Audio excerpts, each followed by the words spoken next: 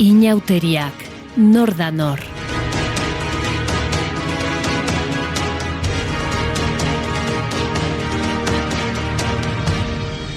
Zirtzilak.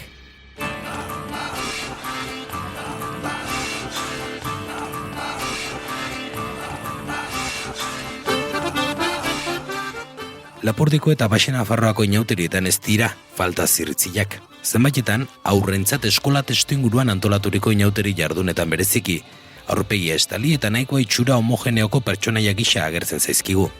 Aldiz, gaztek antolatutako inautetan, Lapurdiko kaskarotekin batera dela Baxenafarroan duela 2 hamarkadaz geroztik biziberritu diren libertimenduetan agertzen diren zirtzilak bestelakoak dira. Etxe sabai eta armairuetan pilatutako jantzi eta bestelakoak soinean emanez nola nahi janzten da zirtzila. Zirtzilarentzat mozorroa ez da jantzi kontu soia ordea. Gainerako inauterietan gerta moduan, jarrerak markatzen du egunerokotasunarekiko desberdintasuna. Zikina eta zaratatxua da zirtzila, basaren sinonimoa, baina erabateko inautean igarotze erritua gaurkotuz. Zirtzilen jardunak trebakuntza eskatzen du, dantzarienak bezala, testuen pentsatze, idazte eta moldatzea, improvisatzeko gaitasuna eta plaza hartze kolektiboan nor izateko ausardia. Azken 2 hamarkadatan, Euskal Herri osora edatzen ari den fenomeno bizia da. Gazteak euskara komunitatea eta tradizioak birpentsatzeko bidea ematen duena.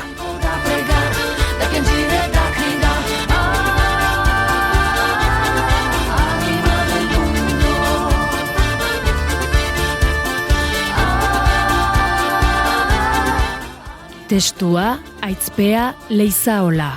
Ilustrazioak, Amaia Kajer. Mediabazk eta Naiz Irratia.